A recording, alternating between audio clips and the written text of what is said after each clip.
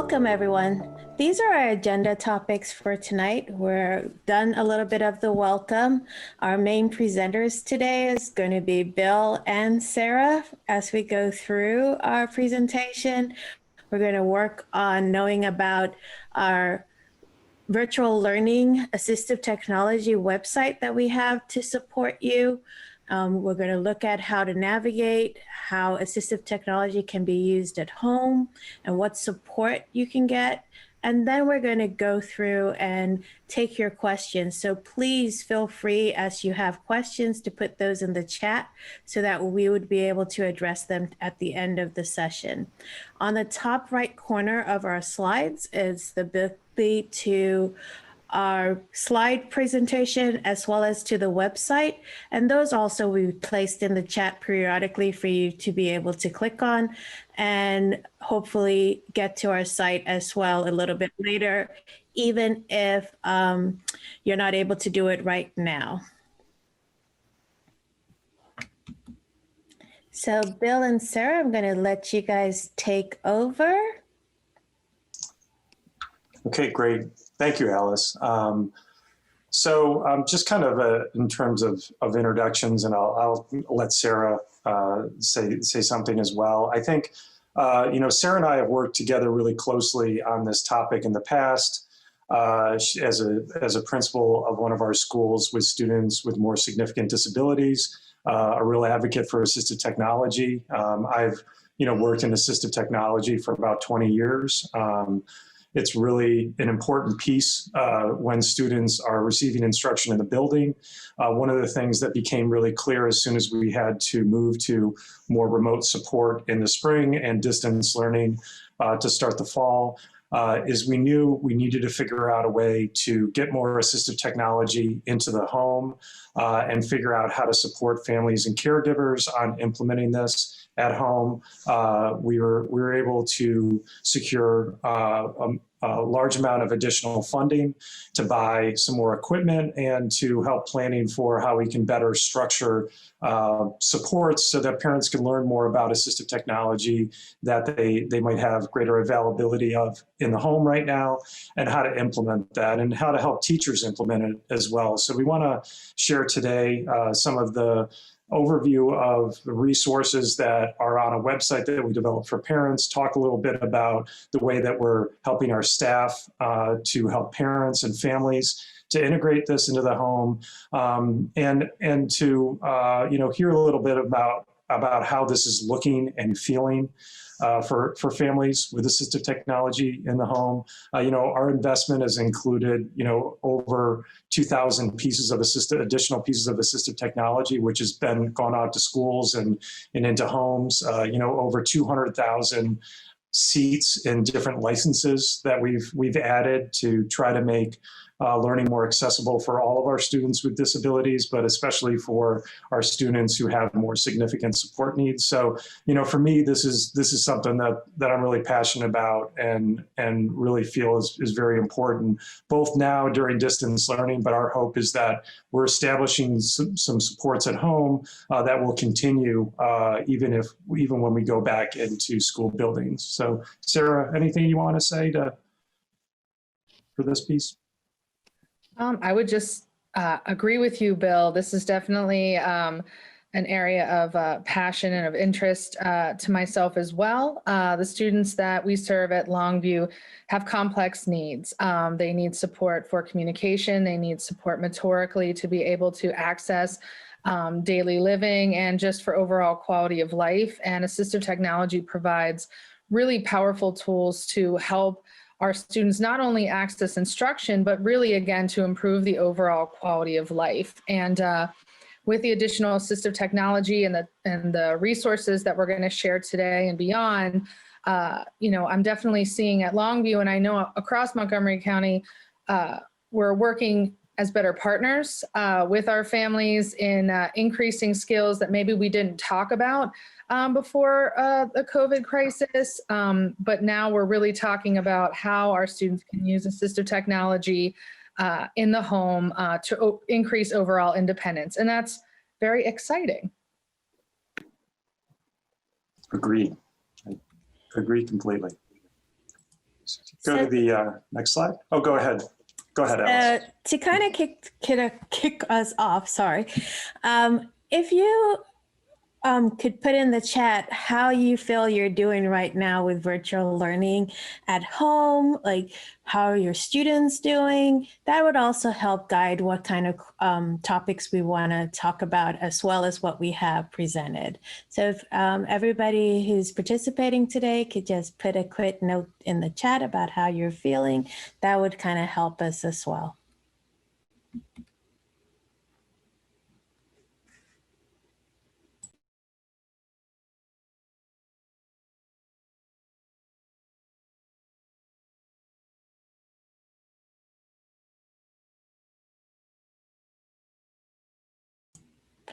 To move along, this is just a screenshot of our Assistive Technology website that we developed to support parents.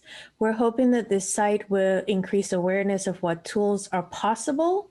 Through this process, our IEP teams are making decisions that can work best for our individual students, but we wanted to share the things that are possible in a parent-friendly way for you to kind of have some information on how to use some of these resources.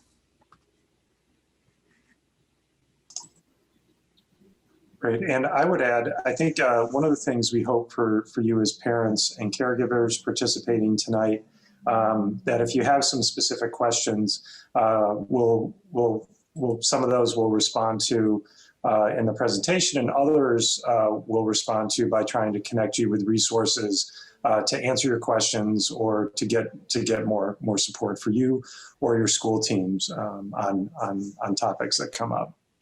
So I'm going to navigate out of our presentation right now just to go to our site. So you can see the site and we can go through some of the tools that are available there.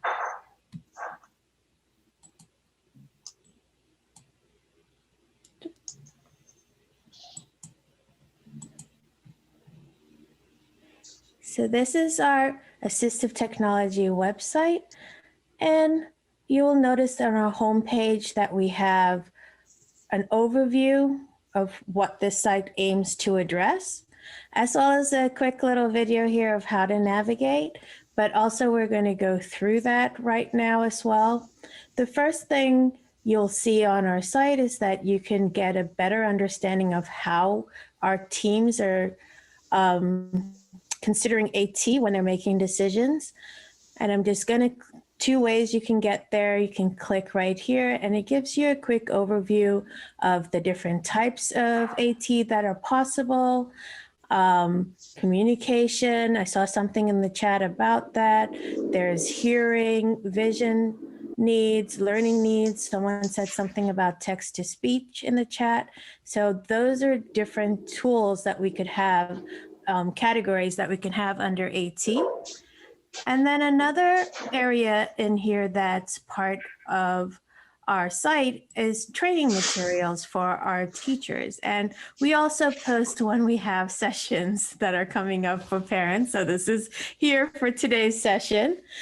And even though this is not all the possible tools that are available, we do have, these are what Bill was talking about in terms of things that we have purchased specifically because we're in distance learning right now.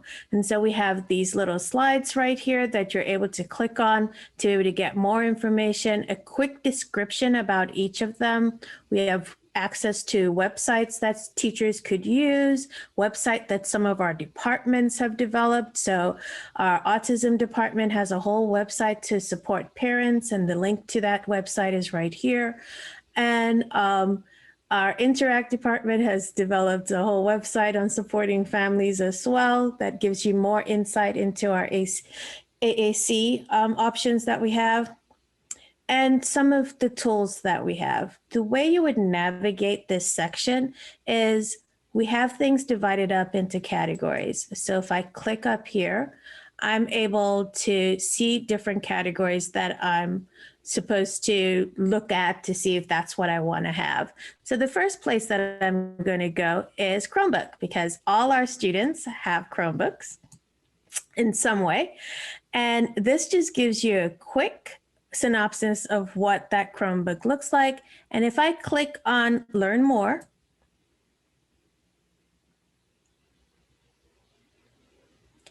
it will take me to a slide presentation that gives you more detailed information about that. How you can use it at home, how you can charge your device, like which ports work for charging, which ports work for some of our students have the device connected to an external monitor. So you could, which one works for that, how you can set it up in different positions so that it's easily accessible for your students to use. We have tent mode, tablet mode if your student needs it in that direction, or you can have it as a stand if they're just using it to view. So it gives you all this extra information that you're able to scroll through to learn how to use some of the features of that device. If we come back, if you no longer want that search, you can X out of it and then go back in and look at a next device. So this is a possibility. We're going to see that we have a lot of our students maybe using GoTalk or 20 or GoTalk 9. I'm going to click on the GoTalk and we can go to Learn More. And that's going to bring up a presentation on how you can possibly use that. Marilyn, do you have any comments you would like to make about that? Yeah, these are very basic pieces of information so that you can easily reference it. And if you do have, further questions, you can go and speak with your team and your speech pathologist, and also contact the Interact team if needed in order to understand how to engineer those different tools to work with your child in our situation that we're in right now, distance learning. Thank you, Marilyn. So this is just a quick way you can look at to be able to navigate some of these tools right here, and you can look through. There are pictures here, so hopefully you'll be able to match it to the equipment your student may have at home and be able to see which one works for your student. You can also choose not to use any of the filtering categories right here and just decide to scroll from page to page. So the scroll bar is right here and you can just scroll through. It's in alphabetical order and you can scroll and see what tools and things are available for you. This is another tool that may be available to your student or you already have with your student. And it gives you a brief description about that, a quick informational video about how you can use it, who possibly could benefit from using a tool like this, and some ideas about how you could use it at home in a context of your home environment. So I just wanted to take the moment to kind of show you what you can gain from coming to this website. The link to the website should be in the chat if you want to click on it and go there and navigate on your own and see what's available to you. Thank you, Alice. So I think when we look at the purpose of the parent website, it really ties into an important piece of assistive technology consideration, which it is a team process. And as parents or caregivers, you are a critical piece of that process. And what we hope with the website, but also with more of the assistive technology that is going home during distance learning, that parents will have more information so they can go back to their teams and ask better questions of the team. And so, you may see something on this website, and the purpose of it is not to give you enough information that you become an expert on that particular device or piece of equipment or resource, but that it gives you ideas to open up conversations with your school teams to say, wow, look at that, that website or the Read and Write toolbar. And I'm just wondering, how do you see, my son being able to benefit from that feature? Or I noticed that Go Talk, he's been using one with 9 cells on it. And I'm just wondering, would the one with 20 make more sense? And it's not the expectation that you have to be an expert in assistive technology, but we want you to have as much information as possible so that you can ask really good questions of your team and be an informed stakeholder in those discussions about assistive technology. Because one thing we know with assistive technology is no matter what the learning profile of your learner at home is, it doesn't stay the same. Right. So from year to year and sometimes from month to month, it's real important that teams, revisit different parts of assistive technology, what's working, what's not working, how to refine it. And it's important to all of us that parents have the information to be able to be part of that discussion. So in terms of the website, our goal is that you can look at it, you can learn how to use technology, assistive technology that your child may have, that you can help remember how to operate the technology later. And, I know Sarah, in a lot of schools, when they've had parents come by to pick up different types of assistive technology, the staff will demonstrate it at the school, maybe repeat it a couple times, but then, like all of us, you go home and 2 days later, you get it out and you try to remember how it works and you're wondering what those steps are. And so we want to give you that information on the site as well. As importantly, a lot of times, we may not be the individual who's working with our child, at every minute throughout the school day, and we need to, teach that information to somebody working with their student at home, with our student at home to be able to use it effectively.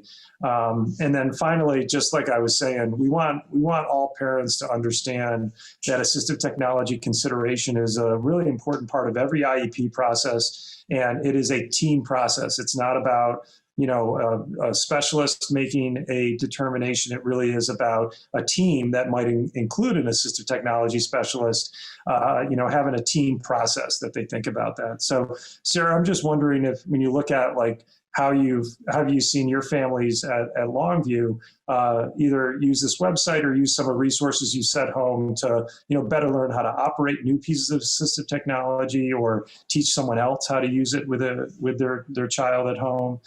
Anything that you can share?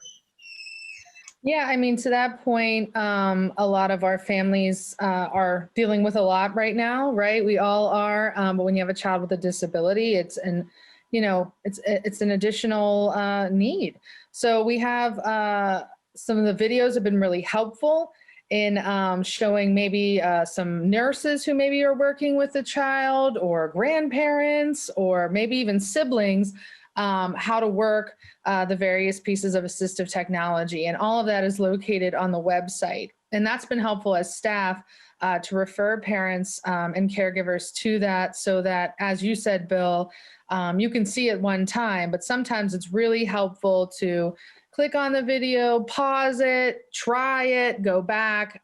So that's been a really helpful resource.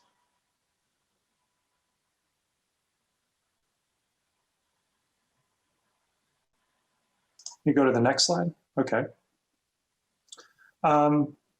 So I think Sarah has a lot of great stories with this, and I do think one of the things, there are many disadvantages of kind of our current situation on a lot of different levels. But one of the things that has been really encouraging is to see the stronger collaboration between parents and teachers, therapists, specialists, and thinking of new ways to transfer some of the great stuff that we've seen happen in schools, and help students get more repetition with that at home. So I think I'll just probably turn it over to Sarah, and she can share a little bit about some of her stories, and she may have some other things to share. We could pause the presentation of the slides as well.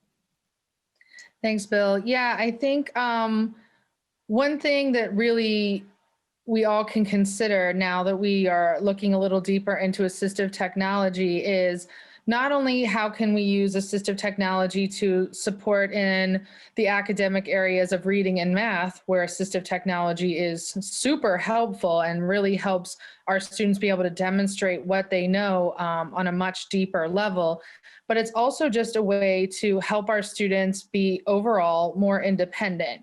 So a lot of these tools, and there's a video here that I think will show like a short clip of, but you know, there's different tools that will help with blow drying your own hair, or blending a smoothie, or you know, utilizing a home access device like an Alexa or a Google Home to ask the weather or to play a favorite song. There's so many ways that our students with disabilities using these this technology to really be even a greater part of the family and have more independence. So if we could show just a quick video. This is me and my daughter at our dining room table using a piece of equipment called a Power Link.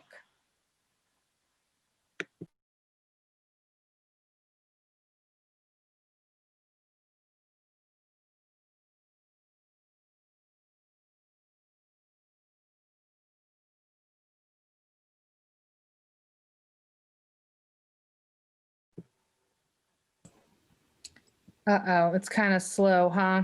Can we skip ahead to like the middle of the video and maybe it'll be a little bit better? Maybe. Let's see. This video is also on the website, so you can watch it at any time. Is there audio? Because if there is, you can just click it, Alice, the two buttons, or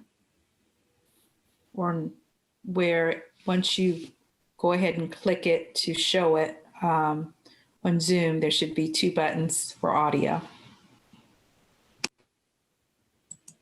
Well, while we're figuring it out, you can kind of see again, this is my daughter. And if you even want to pause it right here. Our power link that's all set up. Sure.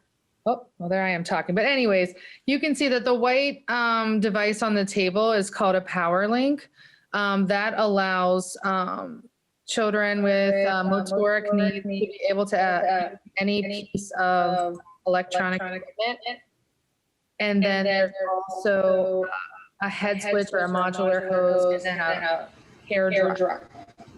And the hair dryer is a game. Let me play it again. It's going to run for 6 seconds every time the switch is hit. And I'm not sure why the audio is not coming through, but I think it's more my device, not the. I'm hearing something now, Alice. Are you? She's going to be using a gumball switch attached to a modular. Alice, if you could close your settings screen, we can see. Oh, Set, go! sorry. Thank you.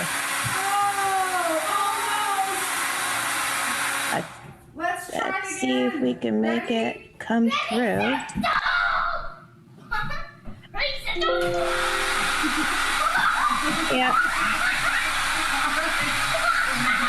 All right, it's the last ball. Let's see if you can make a basket. Here we go.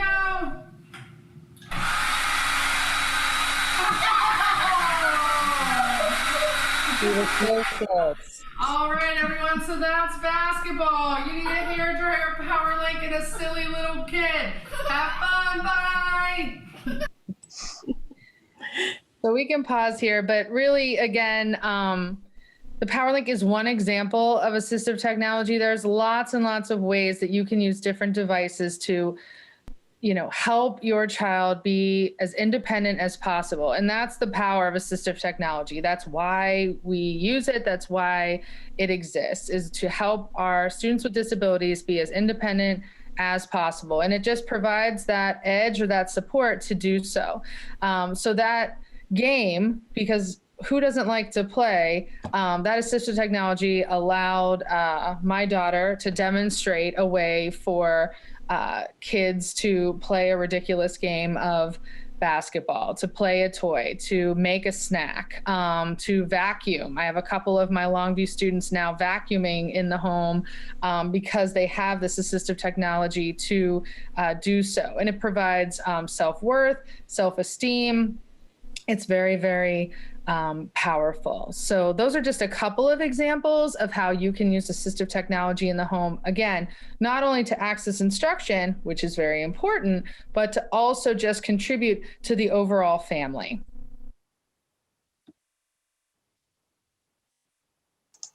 Yeah.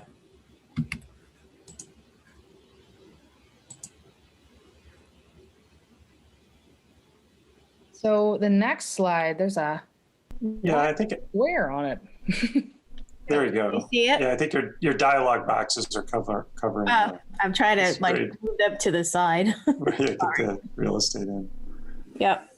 So this next slide just talks about some ways to participate in virtual instruction when your child may have some physical limitations that prohibit the direct use of a Chromebook. All of our students in MCPS do have a Chromebook. Many of our, I think all of our ALO students have touchscreen Chromebooks. But even then, there are some students that are not able to access this Chromebook completely independently. They may need some support. So, you know, one thing just to make sure everybody is aware is that you can flip your Chromebook completely around and make it like a tablet. You can also tent it so that the child may be able to access it when it's on a tent on a table. But then there's also some additional strategies when those may still not be appropriate. So you can use printed materials. Two-sided is helpful. So you may have some different picture communication symbols or pictures that can be used and positioned so that your child can better access their learning. You can use voice output devices to call out or to access instruction. So for example, let's say today in class it was, what's the date today? So you have, this is a step-by-step speech generating device, but there's a bunch of different ones like the Go Talk that was already shown. All of them, you know, generate speech. 1, 2, 3, 4, 5. So that way your child can also participate in what the date was. Oh, it's November 5th today. You can use partner-assisted communication strategies, including yes and no, or you could also, again, use something else like, you know, like and don't like. So again, your child could potentially use eye gaze to look and say, oh, I like this, or I don't like this. A lot of options there. And then for some families, they could use a single switch or a mouse click to activate single click activities. So there are lots of different software and websites that are accessible with switch technology. So your child can still utilize the computer, but just use switch access to do so.